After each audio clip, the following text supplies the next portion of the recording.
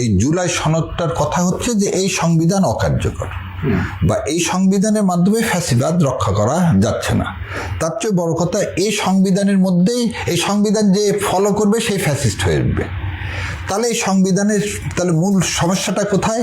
যে এই সংবিধান ফলো করলে আপনি ফ্যাসিস্ট হয়ে যাবেন, এই সংবিধান ফলো করলে আপনাকে ভারতীয় আধিপত্য স্বীকার করে নিতে হবে, এইটাই বলতেছে। এই জন্য বলতেছি, এই দেখেন, এই সংবিধান পাশ হলো, অ্যাডপ্ট হলো 4 নভেম্বর, পাশ হলো 16 ডিসেম্বর। এই সংবিধান আলোকে 1973 সালে প্রথম একটা পার্লামেন্ট ইলেকশন হলো। সেই ইলেকশনে বলা ছিল কি পার্লামেন্ট ফর্ম অফ গভর্নমেন্ট হবে, তাই তো? 73 সালে যে প্রথম ইলেকশন হলো, সেই ইলেকশনে ব্যাপক ভোট কারচুপি। ব্যাপক ভোট কারচুপি কীরকম? আজকে রাশেদ খান মেননটা কীভাবে আওয়ামী লীগকে সমর্থন করে জানি না, রাশেদ খান মেনন জয়লাভ করছে ভোটে, তাকে অপোজিশন যে আওয়ামী লীগের, সে কংগ্রাচুলেশন করছে। করার পর রাশেদ খান মেনন ঢাকায় এসে শোনে যে সে হেরে গেছে। 73 সালে কথা বলছি। মেজর জলিল 5 সিটে জয়লাভ করছে, জয়লাভ করে তাকে সবাই কংগ্রাচুলেশন করছে। ঢাকা আসছে, তারপর শুনে যে সে হেরে গেছে। আজকে যে ঘটনাটা এই 26 সালে ঘটলো, যে মানুষ দেখলো যে সে জিতে গেছে, ঘরে চলে গেছে, তারপর শুনে সে হেরে গেছে। তারপর আপনি খালি তাই দেখতেছেন। ওই সময় খন্দকার মোস্তাককে জয়লাভ করানোর জন্য ব্যালট পেপার হেলিকপ্টারে করে কুমিল্লা থেকে ঢাকা নিয়ে আসা হয়েছিল। তাহলে প্রথম কথা, এই সংবিধানের আলোকে প্রথম যে ভোট, সে ভোটটা ব্যাপক কারচুপির ভোট। আচ্ছা, দ্বিতীয় কথা, তাহলে ভোটের মাধ্যমে সংবিধানটা কি? সংবিধান হচ্ছে রাষ্ট্রের সাথে জনগণের একটা চুক্তি। জনগণ কিভাবে রাষ্ট্র পরিচালনা করতে চায় সেই চুক্তি। তাহলে রাষ্ট্র বলল যে পার্লামেন্ট ফর্ম অফ গভর্নমেন্ট, প্রধানমন্ত্রী শাসিত সরকার ব্যবস্থায় রাষ্ট্র চলবে। এই সংবিধান সিরাজ শিকদার হত্যাকে প্রতিরোধ করতে পারছে। এই সংবিধানে 3য় অধ্যায় আছে মানবাধিকার, এবং কি বলা আছে, এই 26 থেকে 44 পর্যন্ত আপনি দেখবেন যে মানবাধিকারের কথা বলা আছে। সেই মানবাধিকারে আপনি একটা মানুষকে রাষ্ট্র তুলে নিয়ে গিয়ে হত্যা করলেন, এবং প্রধানমন্ত্রী সংসদে বলল কোথায় সিরাজ শিকদার।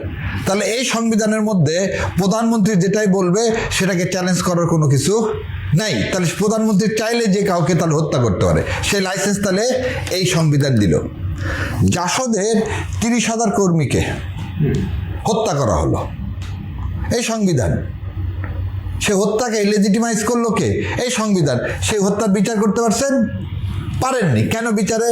কেন এই সংবিধান আপনাকে দিচ্ছে কি, রাষ্ট্রপতি যে দল ক্ষমতায় থাকবে সে তার পছন্দ মতো জাজেস অ্যাপয়েন্ট করতে পারবে হাইকোর্টে।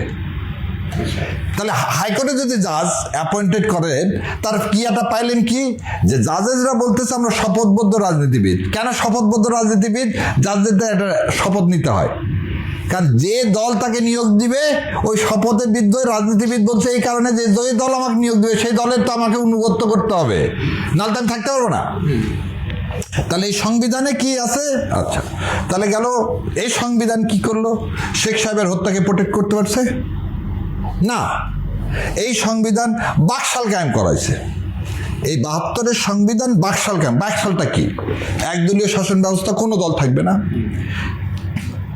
এখানে, বহুদলীয় গণতন্ত্র বন্ধ, সংবাদপত্রের স্বাধীনতা থাকবে না, কেউ সরকারে যে বসে আছে তার বিরুদ্ধে কেউ কথা বলতে পারবে না। এবং এই সংবিধান আর একটা জিনিস করে দিল বাকশালের মাধ্যমে, চাইলে যে কোনো গণতান্ত্রিক প্রতিষ্ঠানকে হত্যা করা যায়। চাইলেই যে কোনো গণতান্ত্রিক প্রতিষ্ঠানকে হত্যা করা যায়। কিসের মাধ্যমে? এক্সিকিউটিভ অর্ডারের মাধ্যমে। এক্সিকিউটিভ অর্ডারের মাধ্যমে তো আপনি সমস্ত রাজনৈতিক দলকে কি করলেন? নিষিদ্ধ ঘোষণা করলেন। আপনি কি করলেন? রাতারাতি সমস্ত মানুষের কলকারখানাকে আপনি বলে দিলেন রাষ্ট্রায়ত্ত, কোনো টাকা না দিয়ে। মানে আপনার সম্পদ আছে, সেটা কালকে আমি বলে দিলাম এটা আপনার না আমার, এটা আপনার না আমার। সেটা কি করছে? এই সংবিধানই তো। আমি আপনার মাধ্যমে সারা দেশের কাছে চ্যালেঞ্জ দিতে পারি, কেউ যদি দেখাতে পারে 72 থেকে আজ পর্যন্ত এই সংবিধানের কোনো ভালো একটা কাজ হয়েছে এই সংবিধান অনুসারে, আমি বলে দিচ্ছি, শেষ করি। এই সংবিধানের আলোকে শেখ সাহেব মারা যাওয়ার পরে খন্দকার মোস্তাক কি হলেন? রাষ্ট্রপতি হলেন বিনা নির্বাচনে, সংবিধান থাকা অবস্থায় জরুরি অবস্থা ঘোষণা করলেন এই সংবিধানের আন্ডারে। জরুরি অবস্থা ঘোষণারও বিধান তো এই সংবিধানের মধ্যে আছে। এই সংবিধানে প্রথম মার্শাল ল আসলো কে? সিএমএল জিয়াউর রহমান সাহেব আসলেন। এই সংবিধানের আলোকে কি হলো? 1977 সালে গণভোট হলো। এই সংবিধানের আলোকে 1979 সালে কি হলো? পার্লামেন্ট ইলেকশন হলো, যেটা ব্যাপক কারচুপির ইলেকশন। এই কনস্টিটিউশন জিয়াউর রহমানের হত্যাকে প্রতিরোধ করতে পারলো? এই সংবিধান মঞ্জুর মতন যারা মুক্তিযোদ্ধারা ছিল সেই সব সমস্ত মুক্তিযোদ্ধা হত্যা করতে পারছে, রক্ষা করতে পারছে, প্রতিরোধ করতে পারছে? পারেনি। এই সংবিধান এরশাদ সাহেবকে ক্ষমতায় আসা বন্ধ করতে পারছে? পারেনি।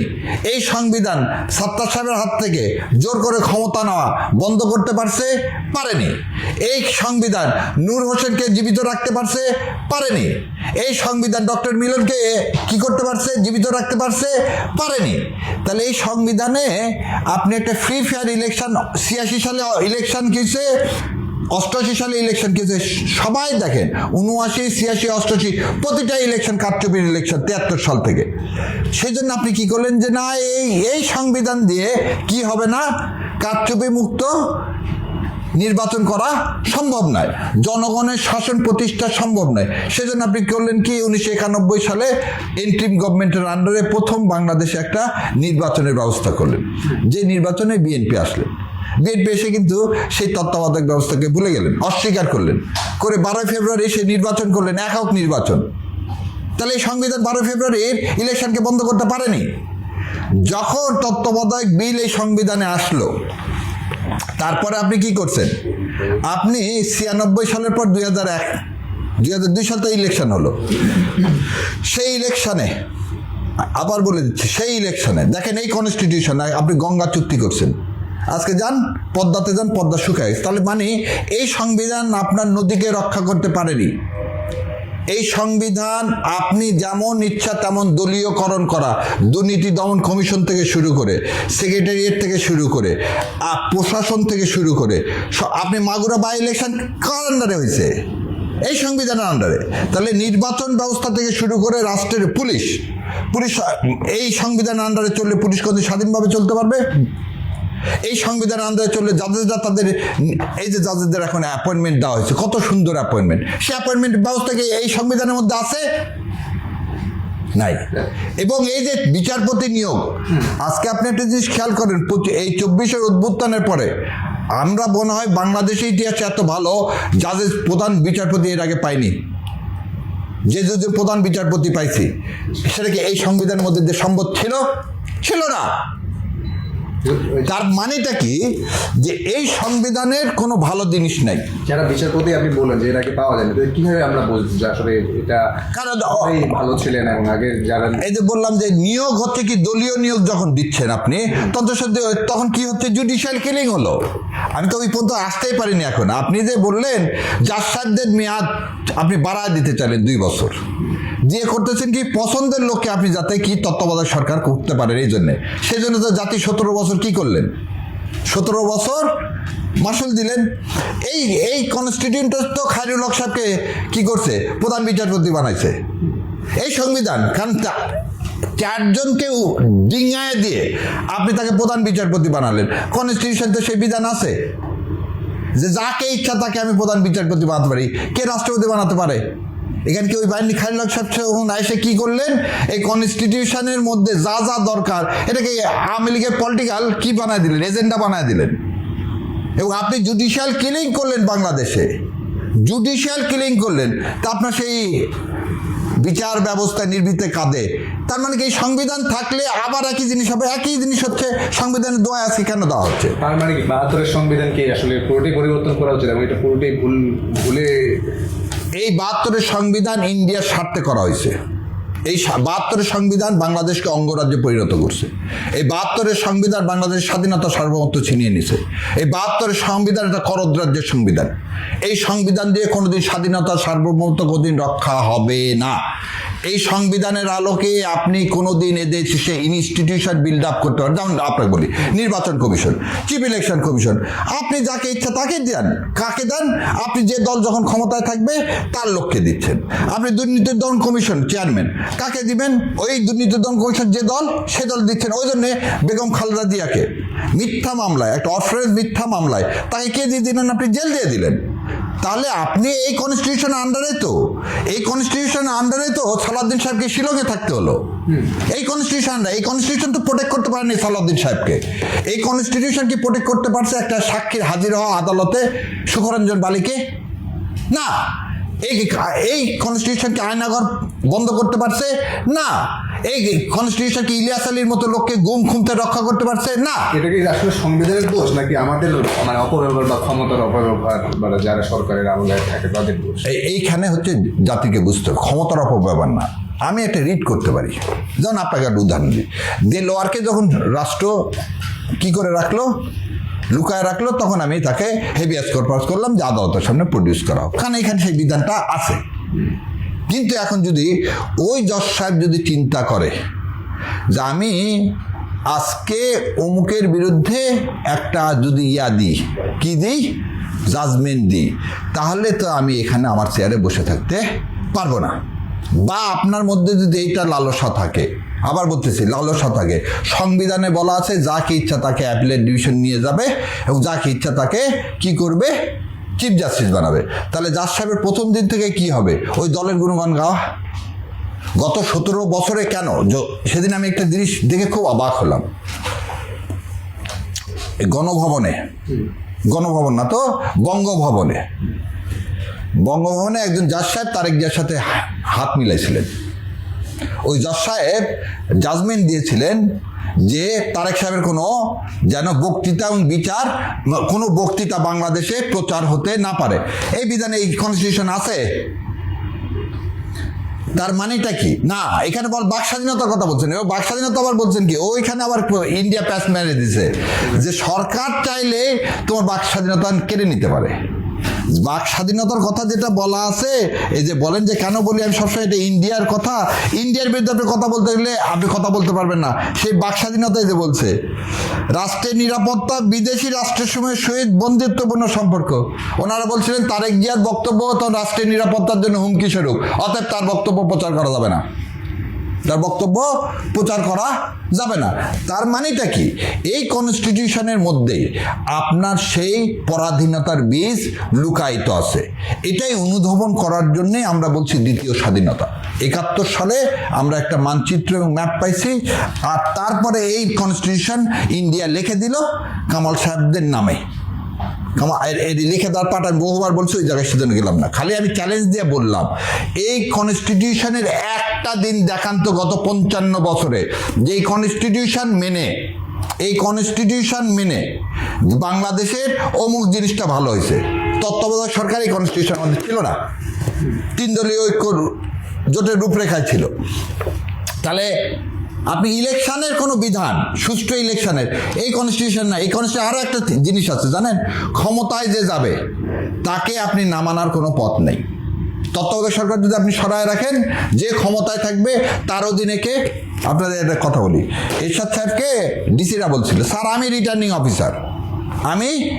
অফিসার, আপনি ভোট করেন, ডিক্লারেশন দিব আমি। ওরা মামলা করবে, মামলা করে এমপি সাহেব মারা যাবে, ওর কবরে দুর্ভাগ্য হাঁস জন্মে যাবে, কিন্তু মামলা কোনো দিন শেষ হবে না, আপনার 5 বছর শেষ। তার মানেটা কি? প্রশাসন তার এগেনস্টে কি বললো? আমাকে ঘুষ খাওয়ার লাইসেন্স দিয়ে দিতে হবে। শেখ হাসিনা তো তাই করলেন। রিটার্নিং অফিসাররা কে? শেখ হাসিনা না, সব ডিসিরা। সেই ডিসিরাই তো যেভাবে বলছে শেখ হাসিনা সেইভাবে 3টা ভোট করছে। 13 সালের ভোট না, 8 সালের ভোট, 13 সালের ভোট, 18 সালের ভোট, 24 সালের ভোট, এই ডিসিরাই তো করছে। এই পুলিশ প্রশাসনই তো করছে। এই পুলিশ প্রশাসন আর এই ডিসিরা তাহলে কি যে ক্ষমতায় আসবে তার তাবেদার হয়ে যাচ্ছে? কার বিনিময়ে? এই কনস্টিটিউশনের বিনিময়ে। কারণ তাদের কোনো জবাবদিহিতা নাই, তাদের জবাবদিহিতা এক জায়গায়, ওই দলীয়করণ। এই কনস্টিটিউশন কিসের জন্ম দিছে?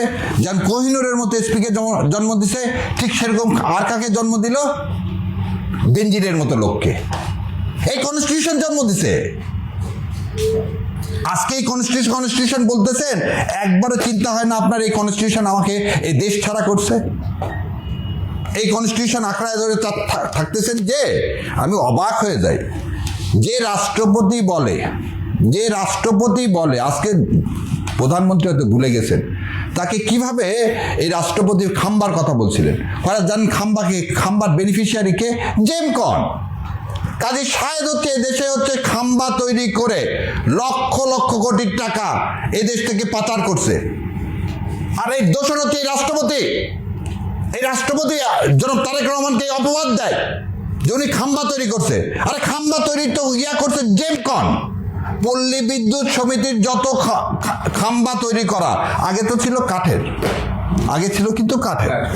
সেটার থেকেই এই জেমকন নিয়ে আসলো যে না, কি করা হবে, কোরিয়া থেকে একদম স্টেনলেস স্টিল নিয়ে আসা হবে, নিয়ে এসে কি করা হবে, পরিবেশ বাঁচাও এ বলে সে তখন করলেন কি সিমেন্টের তৈরি।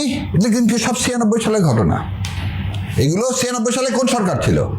তারেক জিয়া ছিলেন না, আওয়ামী লীগ ছিলেন। এবং এই জেমকন হচ্ছে একচ্ছত্র ছিল এলজিডি এবং পল্লী বিদ্যুতে করে সে এই সমস্ত ইলেকট্রিক থাম্বাগুলো চেঞ্জ করলেন। আর এই প্রেসিডেন্ট নির্লজ্জভাবে সেটা কি করলেন, পাবনাতে বলে দিলেন যে খাম্বা হচ্ছে জনাব তারেক রহমান। আজকে আমি অবাক হয়ে যাই। হ্যাঁ, একদিক থেকে আমার কাছে ভালো লাগে, উনি সহানুভূতি দেখাচ্ছেন। তার মা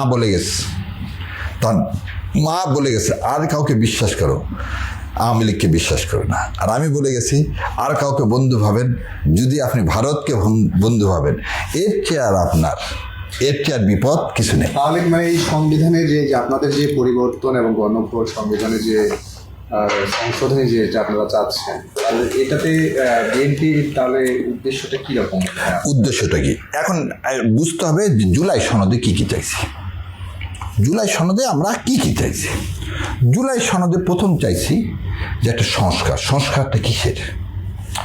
জুডিশিয়ারিতে ধরে না, একটা জুডিশিয়ারি, যেহেতু আমি আইনের মানুষ বলে দিচ্ছি, জুডিশিয়ারিতে কি চাইছি যে জাজ নিয়োগ হবে, অ্যাডভার্টাইজমেন্ট হবে, তাদের সাক্ষাৎকার হবে, লিখিত পরীক্ষা হবে, এবং চিফ জাস্টিস এবং অ্যাটর্নি জেনারেল সহ যে কমিটি থাকবে সেই কমিটি কি নির্বাচিত করে রাষ্ট্রপতির কাছে পাঠাবে, রাষ্ট্রপতি তাকে কি করবে, অ্যাপ্রুভ করবে।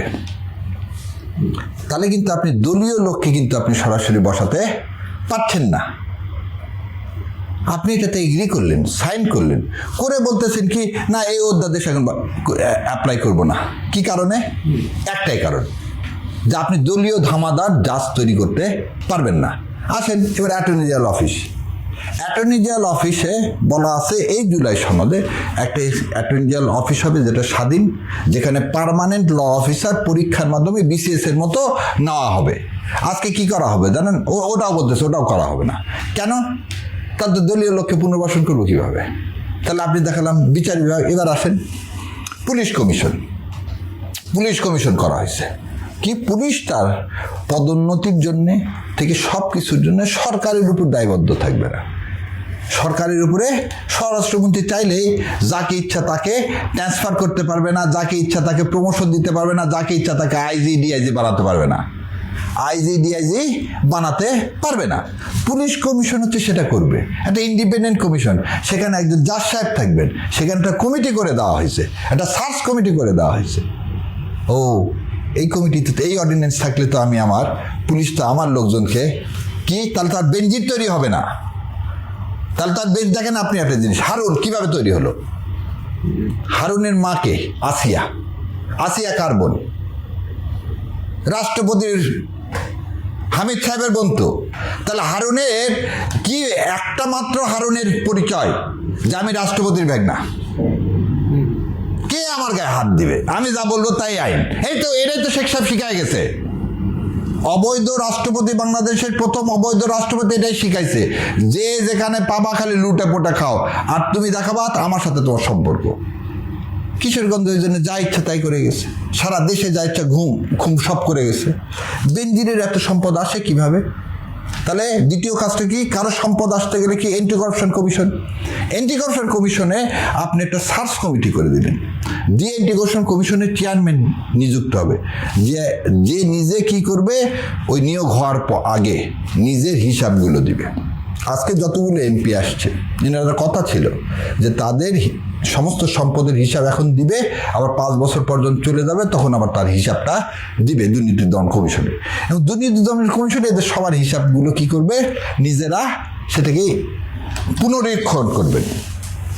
আপনি যে সৎ যোগ্য লোককে প্রথমে আসে ওই দুর্নীতি দমন কমিশন থেকে পদত্যাগ করাতে বাধ্য করলেন কেন?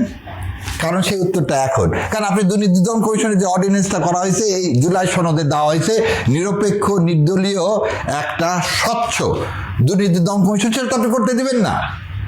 তো ওইটা যদি আপনি করতে না দেন, তাহলে এই ডিসি এসপি থেকে শুরু করে কাস্টমস কর্মকর্তা থেকে শুরু করে যত কর্মকর্তা আছে, এই কর্মকর্তারা কিভাবে মানে কিভাবে তারা অ্যাকাউন্টেবিলিটি থাকবে? এই যেমন আমি দেখলাম যে স্বাস্থ্যমন্ত্রী হাসপাতালে চলে গেছে, স্বাস্থ্যমন্ত্রী হাসপাতালে যায় ডাক্তারের প্রেজেন্স আপনি কি ইনশিওর করতে পারবেন না? ওই কাজ আপনার না, ওই কাজ আপনার না। আপনার কাজ কি ছিল? যে সরকারি হাসপাতালে যারা কাজ করবে তারা প্রাইভেট প্র্যাকটিস করতে পারবে না, যারা প্রাইভেট প্র্যাকটিস করবে তারা প্রাইভেট প্র্যাকটিস করবে। আপনি কাজ করছেন? আপনি করতে দিবেন না তো, কেন আপনি করবেন না? এটাই তো জুলাই সনদ, এটাই তো জুলাই সনদ। তার মানে কি, জুলাই সনদের পদে পদে পদে পদে দলীয়করণ, ফ্যাসিবাদের উৎপত্তি হয় কোথায়? দলীয়করণ থেকে, টপ টু বটম দুর্নীতির থেকে। তো সেইটাকে যাতে আমরা যদি প্রোটেক্ট করতে পারতাম, ভোটের অধিকারটা যদি নিশ্চিত করতে পারতাম, তাহলে কেউ তার কোনদিন ফ্যাসিবাদ জন্মাতে পারতো না। এই তো জুলাই। জুলাই তো কার জন্য? সবার আগে বাংলাদেশ বলতেছে, যে সবার আগে বাংলাদেশের জন্য। তারপর কি বললাম, এই জুলাই কি বলছে? আমাদের স্বাধীনতা সার্বভৌমত্ব রক্ষা করার জন্য আমার ফরেন পলিসি দরকার। আমরা কি বললাম দেখেন, লালমনিরহাটে একটা এভিয়েশন ইন্ডাস্ট্রি করার কথা, মহেশখালীতে একটা ইপিজেড করার কথা, আর্মি ডিফেন্স ইপিজেড। আপনি তিস্তা ব্যারেজ দিবেন, আপনি পাংশাতে একটা ব্যারেজ দিবেন। ইন্ডিয়া বলতে তুমি ব্যারেজ দিতে পারবে না। ইন্ডিয়া আমার কথা শুনে কি ফারাক্কায় ব্যারেজ দিছে? ইন্ডিয়াকে আমার কথা শুনে ফারাক্কায় ব্যারেজ দিছে?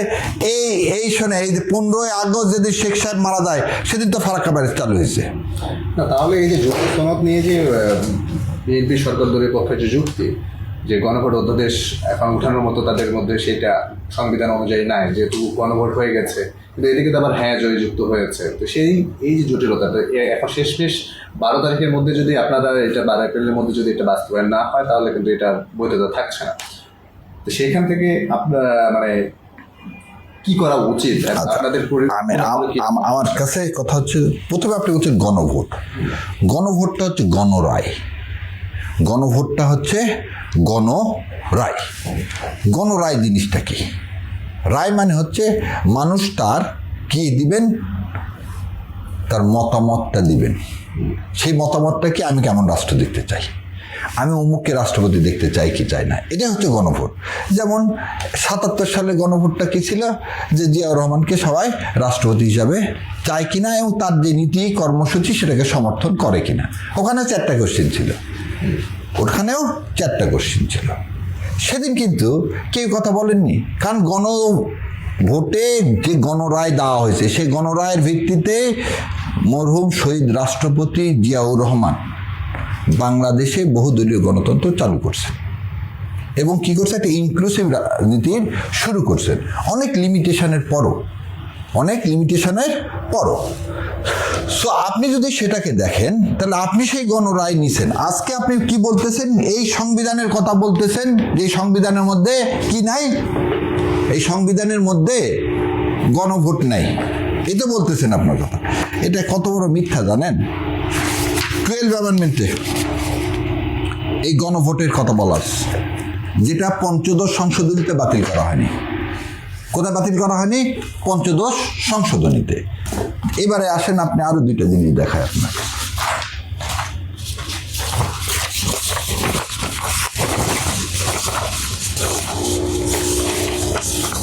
এটা কি বলা আছে?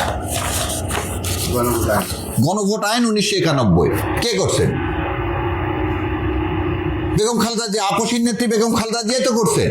এই আইনটাকে এখনো বলবৎ, এই আইন এখনো বলবৎ, এই আইন এক পর্যন্ত বাতিল করা হয়নি। এটাকে বলা হয় 15 অ্যামেন্ডমেন্টের জাজমেন্ট। 15 অ্যামেন্ডমেন্টের জাজমেন্ট, আমরা পঞ্চদশ সংশোধনী বাতিলের যে চ্যালেঞ্জ করে যে রিট পিটিশন করছে, সেই রিট পিটিশনের নাম্বার হচ্ছে 12431 এবং তার মধ্যে আমি একজন বাদী। এই জাজমেন্ট কবে দিলেন? জাজমেন্টের তারিখটা দেখেন, 17/12/2022, 17/12/2024, সরি 17/12/2024। কে কে দিচ্ছেন? ম্যাডাম জাস্টিস ফারা মাহবুব আর জাস্টিস দেবাশিস রয় চৌধুরী। এই জাজমেন্টের অপারেটিভ পার্টে সিতে দেখেন তো কি বলছে, রেফারেন্ডামের প্রভিশন বাতিল করাটা অবৈধ। সিতে দেখেন রেফারেন্ডামের প্রভিশন যেটা পঞ্চদশ সংশোধনীতে বাতিল করছে সেটা অবৈধ, এবং যেটা এই জাজমেন্টে যেটা কি করছে, অবৈধ ঘোষণা করছে, সেটাকে চ্যালেঞ্জ করে কিন্তু কেউ কোনো অ্যাপেলেট ডিভিশনে দেয়নি। অ্যাপেলেট ডিভিশনে ততটুকুই গেছে যেটা উনি কি করছেন, হাত দেননি। সো আপনি 3টা আইন দেখালাম, তাহলে গণভোটের প্রভিশন আছে। আজকে আপনি কিভাবে বলতেছেন গণভোটের প্রভিশন নাই? কিন্তু এখানে যদিও একটা আপনি যেহেতু বলছেন, এবং গণভোটের এই প্রচারণা কিন্তু বিএনপিও কিন্তু সমর্থন দিয়ে বলেছিলেন যে নির্বাচনে লাগে, কিন্তু এখন এনারা এই বিএনপি এখন বলছে যে গণভোটের এই বিষয়টা। এখন আপনাকে বলি, গণভোট একই দিন করা হোক, এই প্রস্তাব কার ছিল? সালাউদ্দিন সাহেবের। সালাউদ্দিন সাহেব মানে বিএনপি, এবং একদিন বলুক আর 10 দিন বলুক, জনাব তারেক রহমান তো গণভোটের হায়ের পক্ষে ভোট দিতে বলছেন। কেন হায়ের পক্ষে ভোট দিতে বলছেন? এখানে 2টা জিনিস বোঝার আছে। তারা বলতেছেন আমরা যতটুকু আমাদের নির্বাচনী ইস্তেহার, মানে তাদের যে 31 দফা, সে 31 দফার মধ্যে ঢুকাইছি ততটুকু বাস্তবায়ন করব, তার বাইরে বাস্তবায়ন করব না। তাহলে আপনি তো আপনার নির্বাচনী ইস্তেহার দিচ্ছেন, আপনি বলবেন যে আমার নির্বাচনী ইস্তেহারে যা আছে আমি সেটাই করব বাবা, ওই আমি যেটা নোট অফ ডিসেন্ট দেওয়া আছে যে জুলাই সনদ, সেটা আমি করব না। অতএব আপনারা আমাদেরকে জয়যুক্ত করেন, করলে যেটা নোট অফ ডিসেন্ট ছাড়া যতটুকু আছে ততটুকু আমরা করে দিব। উনি কি এই কথা বলছেন ভোটের আগে? না, উনিও বরং জনগণকে বললেন যে জুলাই আদেশ, ভোটটা মানে কি? জুলাই আদেশ, যে জুলাই আদেশের উপর ভিত্তি করে যে অর্ডিন্যান্সটা হলো, সে অর্ডিন্যান্সে কি ছিল? জুলাই আদেশের কি ছিল? জুলাই আদেশে কথা ছিল কি? এই তো 4টা কোশ্চেনের উপর ভোট হলো। তাহলে আপনি মেনেই নিছেন এই 4টা কোশ্চেন। 4টা কোশ্চেনের প্রথম কোশ্চেন কি ছিল?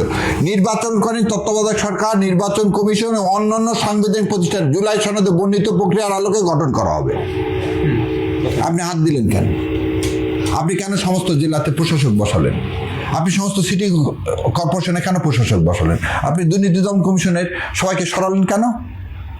দ্বিতীয়টা কি ছিল? আগামী জাতীয় সংসদ হবে 2 কক্ষ বিশিষ্ট। জাতীয় সংসদ নির্বাচনে দলগুলোর প্রাপ্ত ভোটের অনুপাতে 100 সদস্য এটার উচ্চ কক্ষ গঠিত হইবে, এবং সংবিধান সংশোধন করিতে হইলে উচ্চ কক্ষের সংখ্যাগরিষ্ঠ সদস্যের অনুমোদন দরকার হবে। তার মানে আপনি মেনেই নিলেন যে কি আমার ওখানে আছে কি সংখ্যাগরিষ্ঠ সদস্য, আর এখানে আছে সংখ্যাগরিষ্ঠ ভোট। আপনি বললেন যে ভোট দিয়ে তুমি ভোট যদি জয়লাভ করে, তাহলে আমি আমার দলের যেটা বলছি সংখ্যাগরিষ্ঠ সদস্য, সেটা না, আমি সংখ্যাগরিষ্ঠ ভোটের মাধ্যমে আমি কি করব? একটা আপার কক্ষ করব। ভোটতে চাওয়া মানেটা কি? এটাই তো আপনি মেনে নিলেন। তাহলে নোট অফ ডিসেন্টটা আপনি কি করে দিলেন? এক সাইডে সরাই দিলেন, যে যদি না জয়যুক্ত হয় তাহলে আমি যেভাবে আছে ইস্তেহার সেভাবে করব মেজরিটি পার্টি হিসাবে, আর যদি জয়যুক্ত হয় তাহলে এখানে যেভাবে আছে সেভাবে করব। তারপরটা কি বলছেন? 30টি প্রস্তাব জাতীয় জুলাই সনদে ঐক্যমত হয়েছে, সেগুলোর বাস্তবায়ন আগামী সংসদ নির্বাচনে বিজয়ী দলগুলো বাধ্য থাকবে। চতুর্থ কি? জুলাই জাতীয় সনদে বর্ণিত অপরাপর সংস্কার রাজনৈতিক দল প্রতিশ্রুতি অনুযায়ী বাস্তবায়ন করা হবে। তাহলে আপনি আজকে বলতেছেন কি, এই মানে গতকালকে যে মিটিং হলো, সেই মিটিংয়ে কি বলছেন জানেন? মিটিংয়ে বলছেন 12টা অর্ডিন্যান্স ফ্রাস্ট্রেটেড, 3টা অর্ডিন্যান্স বাতিল, 13টা অর্ডিন্যান্স আমি পর্যালোচনা করব, 74টা পাশ করব, আর 31টা সংশোধন সাপেক্ষে পার্লামেন্টে উপস্থাপন করব। আপনাকে এই ক্ষমতা কে দিছে? কনস্টিটিউয়েন্ট পাওয়ার, একটা জিনিস মনে রাখেন, সংবিধান অনুযায়ী পার্লামেন্ট পরিচালিত হয়। সংবিধানে কনস্টিটিউয়েন্ট পাওয়ার দেওয়া নাই। কনস্টিটিউয়েন্ট পাওয়ার মানে সার্বভৌম ক্ষমতা। সেই সার্বভৌম ক্ষমতা হচ্ছে আমার আপনার। আমরা কতটুকু দিছি বিএনপিকে? বিএনপি যতটুকু তার ইশতেহারে লেখা আছে। আবার বলে দিচ্ছি, আমি বিএনপিকে অতটুকুই দিছি যতটুকু তার ইশতেহারে লেখা আছে। ইশতেহারের বাইরে যে সে কোনো কাজ করতে পারবে না। তাহলে ইশতেহারের বাইরে এবারে ভোটে আরেকটা ভোট ছিল কি? জুলাই সনদ। আমি জুলাই সনদে ভোট দিয়ে বলে দিলাম তোমার ইশতেহারে যা আছে থাকুক, জুলাই সনদ যা আছে সেটা সেই অনুযায়ী তুমি বাস্তবায়ন করবা। তাহলে তুমি সার্বভৌম ক্ষমতাকে, কারণ এখানে এই কথাটা কেন বললাম, সংবিধানের আমাদের 142 আর ইন্ডিয়ান সংবিধানের ইয়ার মধ্যে একটু পার্থক্য আছে। পার্থক্যটা হচ্ছে আমাদের 142-এ বলছে এই সংবিধানে যাহা বলা আছে তাহা সত্ত্বেও সংসদের আইন দ্বারা এই সংবিধানের কোনো বিধান সংযোজন, পরিবর্তন, প্রতিস্থাপন রহিত দ্বারা সংশোধিত হইতে পারিবে, তবে শর্ত থাকে। যে শর্ত দিয়ে আবার বলে দিছে কি, যে কি কি আপনি করতে পারবেন আর কি কি পারবেন না। তার মানে পার্লামেন্ট চাইলেই, ওই যে ওনারা বলছেন পার্লামেন্ট সুপ্রিম, এই কনস্টিটিউশন বলছে পার্লামেন্ট সুপ্রিম না। পার্লামেন্ট চাইলেই যা তা করতে পারবেন না। এই কারণে এরশাদ সাহেব যখন হাইকোর্টের বেঞ্চগুলোকে বিভিন্ন শহরে দিয়ে দিছিল, সেটা 8ম সংশোধনী মামলায় সুপ্রিম কোর্ট কি বলে দিল, যে এটা আপনি পারেন না, কারণ এটা হচ্ছে জনগণ আপনাকে ম্যান্ডেট দেয়নি। কারণ এই কনস্টিটিউশনের আন্ডারে আপনি কি স্ট্রাকচার চেঞ্জ করতে পারবেন না। আমরা জুলাই সনদে যা বলছি, আমরা একটা নতুন স্ট্রাকচার দিছি। এই সংবিধানের আলোকে ওনারা যে বলতে আমরা হুবহু যা আছে জুলাই সনদে পাস করবো, কিভাবে? এই কনস্টিটিউশন স্ট্রাকচার তো চেঞ্জ হয়ে যাচ্ছে। তাহলে আমি জানি না, আমি একটা 6 ফুট 4 ইঞ্চি মানুষ, আমার যদি হাত পা কেটে ফেলে দেন, হাত পা কেটে ফেলে দেন, আমি বাঁচবো? বাঁচবো না। কেন বললাম যে আমাকে যদি অপারেশন করা হয় সেটা আলাদা কথা, আমি বলছি কেটে ফেলে দেওয়া হলো। আপনি একটা মানুষ আসলেন দা দিয়ে আমাকে কেটে ফেলে, তাহলে তো রক্তক্ষরণে আমি মারা যাবো। এই জাতিটা এই রক্তক্ষরণ হচ্ছে এই সংবিধানের জন্য। আমরা সেজন্য বলছি না, এটাকে ভালো মতো অপারেশন করে যা হাত পা আছে কেটে ফেলে দিছে, ওগুলো না আবার আমরা ইমপিউট করি। ইমপিউট করা মানে হচ্ছে সেগুলো সংযোজন করি। মানুষের অপারেশন করেন কি জন্যে? রোগবালা দূর করার জন্য। তো আমরা সেটা চাইছি। এখন যদি না হয় সামনে পরবর্তীতে, তখন তাহলে কি মানে আপনারা কি করবেন? বা আমরা কি করব সেটা না। এই জাতি স্লোগান দিয়ে দিছে, হাদি মরে, ওই যে বলছে না মরিয়ায় প্রমাণ করলে সে মরেনি। হাদি এই বিপ্লবকে তার জীবন দিয়ে বাঁচায় দিয়ে সেদিন সে স্লোগান দিয়ে গেছে এই সংসদের সামনে, কি আজাদি না গোলামি। আমরা আজাদি চাই। যদি এই সরকার না করে, কারণ এই সরকার একটু সমস্যা আছে। সমস্যা হচ্ছে এই সরকারকে এই অ্যাবসলিউট মেজরিটি দেওয়ার পিছনে একটা গোপন চুক্তি আছে। যে আমি বলছিলাম তখন আমার বিরুদ্ধে ডিসেন্ট লেখছিল, না কোনো যুক্তি নাই। আজকেও দেখেন যে পশ্চিমবঙ্গের 2-3 জন মিডিয়ায় এসে বলে দিচ্ছে যে না, এই সরকারের সাথে গোপন চুক্তি আছে। সেই চুক্তির একটা চুক্তিটা কি, যেমন আপনাকে বলি, প্রথম আমি বলছিলাম যে আনন্দবাজার পত্রিকার রিপোর্ট সম্পর্কে কেন বিএনপি একটা টু শব্দ করলেন না? কেন মাননীয় প্রধানমন্ত্রী আজ পর্যন্ত ক্লিয়ার করলেন না যে আমার ফিরে আসাটা আমার হাতের উপর না? কেন একটা অন্য রাষ্ট্র কেন একটা দলের সাথে সম্পর্ক করতে চায়, দেশের সাথে না? যেমন আপনি কি বলছেন, নরেন্দ্র মোদী কি বলছে, বাংলাদেশ জাতীয়তাবাদী দল যদি ক্ষমতা আসে, ভারত খুব happy to rebuild the relation. তাহলে আপনি একটা দলকে কিন্তু বেছে নিচ্ছেন। জয়শঙ্কর বাবু এসে কোনো দলের সাথে বসেননি, উনি এটা রাষ্ট্রীয় সফরে আসছেন। একটা দেশে যখন আসছেন আপনি, অন্য কোনো দেশ তো আপনি আসছেন পাকিস্তানের জন্য আসছেন, তো সমস্ত দলের সাথে বসছেন, উনি তো কারোর সাথে বসেননি। এবং সেই মিটিংয়ে কি আলোচনা হচ্ছে সেটা আমরা জানি না। তাহলে আজকে যে কথাগুলো বলা হচ্ছে সেই কথাগুলো কি, জুলাই সনদ বাস্তবায়ন করবেন না, আওয়ামী লীগের পুনর্বাসন করবেন, যে 4টা প্রকল্প বাংলাদেশের স্বাধীনতা সার্বভৌমত্বের জন্য দরকার সেগুলো করবেন না। এই চুক্তি দিয়েই তো আসছেন। আমি আপনাকে একটা জিনিস বলি, সবার সামনে বলছে, বিএনপির ভাইয়ের অনেক সময় আমাকে মন খারাপ করে। শোনেন, আজকে যদি জুলাই সনদ বাস্তবায়ন হয়, আমার লালমনিরহাটের প্রজেক্ট, আমার বীরেশ্বরায় প্রজেক্ট, আমার তিস্তা ব্যারেজ যদি হয়, সর্বপ্রথম বলে দিচ্ছি বিএনপিকে সমর্থন দেওয়ার জন্য রাস্তায় আমি প্রথম থেকে দাঁড়ায় থাকবো এবং এই প্রধানমন্ত্রীর হাতকে শক্তিশালী করার জন্য যা করা লাগে তাই করব। আর যদি তা না করেন, এই জন্য বলে দিলাম যে জুলাই সনদ বাস্তবায়ন না করলে জনগণ আপনাকে ফেলে দিবে, কারণ আমরা এবার আজাদি। আমরা এবার, আর যদি আপনি না করেন, মানে আপনি যদি জুলাই সনদ বাস্তবায়ন করেন তাহলে আপনাকে ইন্ডিয়া ফেলে দেবে। তাহলে জুলাই সনদ বাস্তবায়ন না করলে জনগণ ফেলে দিবে। নতুন করে আন্দোলনের আবারও আপনারা এছাড়া তো রাস্তা। আর শোনেন, এই জুলাই আমার কাছে সেদিন আসছিল 32টা ছেলে, 32টা ছেলের গায়ের মধ্যে এখনো গুলি আছে। এখন তো রক্তের দাগ শুকায়নি। ইউনূস সাহেব যে বেইমানিটা করে গেলেন, ইউনূস সাহেব কি বলছিলেন প্রথম দিন 8 তারিখের ভাষণে? আমি 3টা এজেন্ডা নিয়ে আসছি। কি এজেন্ডা? সংস্কার, তাই না? বিচার, নির্বাচন। তিনি সংস্কারটা কি করলেন? এই যে 1.5 বছর দিয়ে আপনাদের ইউনিট সরকার ছিল এবং এখানে কিন্তু আপনাদের অনেক ম্যান্ডেট লোকজন ছিলেন বিভিন্ন জায়গায়, কিন্তু আসলে কি জুলাই, আপনারা কি জুলাই সনদের এই যে মূল্যটা, এটা কি মানে জুলাই যে আন্দোলনে যারা ছিলেন তাদের কি ঠিকমতো মূল্যায়ন করা হয়েছে? শুনেন, জুলাইকে খালি মূল্যায়ন করা হয়নি না। জুলাইকে যদি মূল্যায়ন করা হতো তাহলে হাদিকে জীবন দিতে হতো না, এবং জুলাইকে যদি মূল্যায়ন সঠিকভাবে করা হতো তাহলে আজকে অবস্থা হতো না। আমি সবসময় যেমন বলে এসেছিলাম, আগে গণভোটের উপর ভিত্তি করে সংস্কারের পর নির্বাচন। আপনি একটা নতুন সংবিধানের আন্ডারে নির্বাচন হবে, তাহলে আজকে এই অবস্থা তো হয় না। আপনি বিএনপি প্রথম দিনে কি বলছিলেন? নির্বাচন দেন। আরে এবারে এই দ্বিতীয় স্বাধীনতা তো শাসকের পরিবর্তনের জন্য না, আমরা এক হাসিনা সরাইকে আর একজনকে নিয়ে আসতে চাইছি। আজকে 1 মাসের বিল্ড আপটা কি? আজকে আপনি সংসদ দেখেন, গত 2 দিন প্রশ্ন উত্তর পড়বে কি? ওই একই প্রশ্ন উত্তর, যে খাল বিল নালা এগুলো। আপনি কি জানেন যে 12 তারিখের পর আর আওয়ামী লীগের স্থগিতাদেশের যে আদেশ, সে আদেশ আর থাকবে না। এই 12 তারিখের মধ্যে যদি বিএনপি কোনো এক্সিকিউটিভ অর্ডার না দেয়, কারণ কোর্টের যেহেতু কোনো অর্ডার নাই, তাহলে 12 তারিখের পর তো আর আওয়ামী লীগ কার্যক্রম চালাতে কোনো অসুবিধা নাই। আমি এর চেয়ে জনগুরুত্বপূর্ণ কিছু হতে পারে? একটা লোককে তো দেখলাম না লালমনিরহাট এভিয়েশন প্রকল্প নিয়ে কথা বলতে, একটা লোক তো বললো না কবে থেকে আমার তিস্তা ব্যারেজ চালু হবে, একটা লোককে তো দেখলাম না পাংশা কবে থেকে চালু হবে, একটা লোককে তো দেখলাম না ধন্যবাদ জ্ঞাপন করলেন যে 900 একর জমি ইন্ডিয়ার কাছ থেকে বাতিল করছে, সেজন্য ধন্যবাদ, ওখানে কবে থেকে ডিফেন্স ইপিজেড হবে। একটা লোককে তো দেখলাম না আদানির বিদ্যুৎ চুক্তি বাতিলের কথা বলতে। আপনার কাছে কোনো গুরুত্বপূর্ণ কি আমার কাছে স্টেডিয়াম হবে কিনা? তোকে সেজন্য পাঠায়নি এবারে মানুষ পাঠাইছে একটা নতুন স্বাধীনতাটা, নতুন সূর্য দেখার জন্য।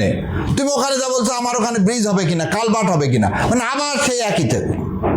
তার মানে কি বিএনপিকে ভর করে কি আওয়ামী লীগ কি আবার পুনর্যাবে? বিএনপিকে ভর করে না, আওয়ামী লীগ পুনর্বাসন করার দরকার নাই, কারণ বিএনপি আওয়ামী লীগ হয়ে গেছে। আওয়ামী লীগ হয়েছে, কারণ এই বিএনপি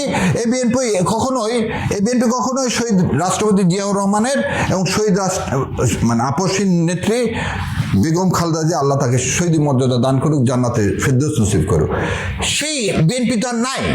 কেন আমি এই কথা, এই একটু আগে তো আপনাকে উদাহরণ দিলাম। আপনাকে একটা প্রশ্ন করি, ধরে নেন এবার বিসিএস পরীক্ষায় প্রশ্ন আসলো যে সংবিধান অনুযায়ী স্বাধীনতার ঘোষককে, আপনি কি উত্তর দেবেন?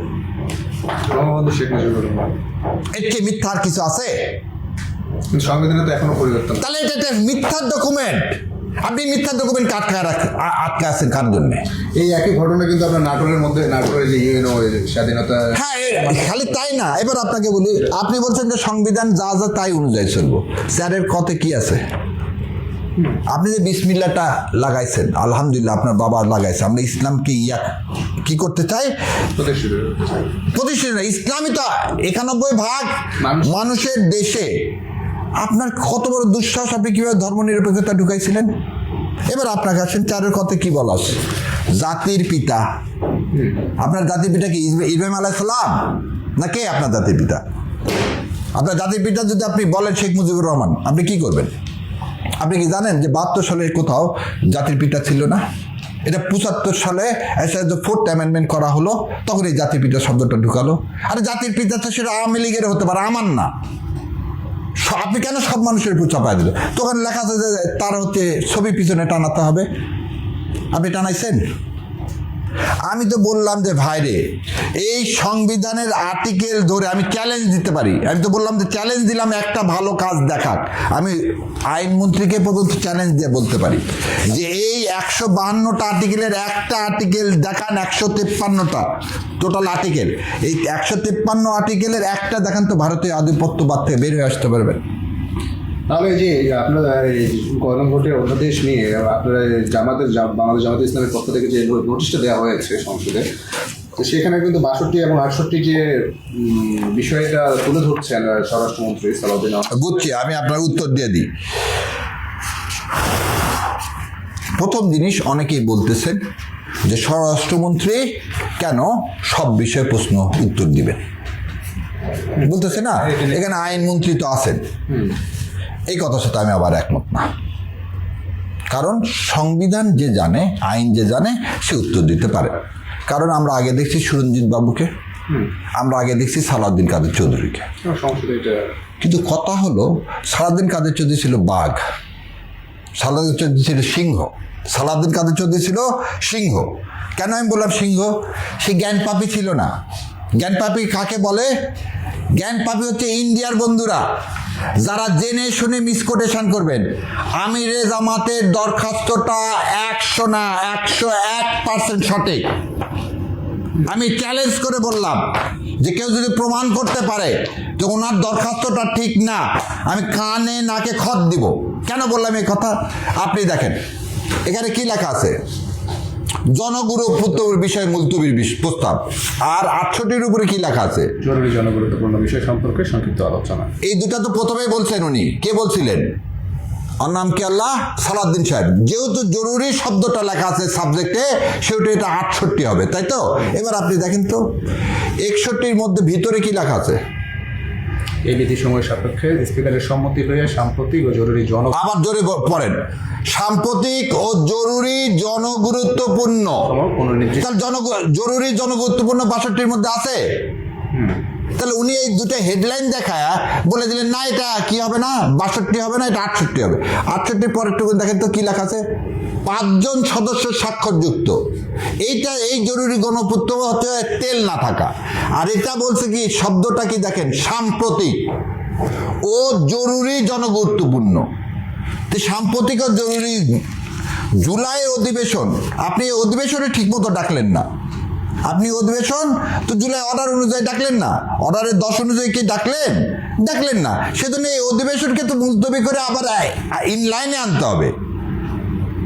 তাহলে এই যে দরখাস্তটা দিলেন, আবার তারপর উনি বলছে কি দেখেন, 63 কি বলছে, কি বলা আছে, প্রস্তাবটি এমন কোনো বিষয় সম্পর্কে হইবে না যাহার প্রতিকার কেবল আইন প্রণয়নের দ্বারা হইতে পারে।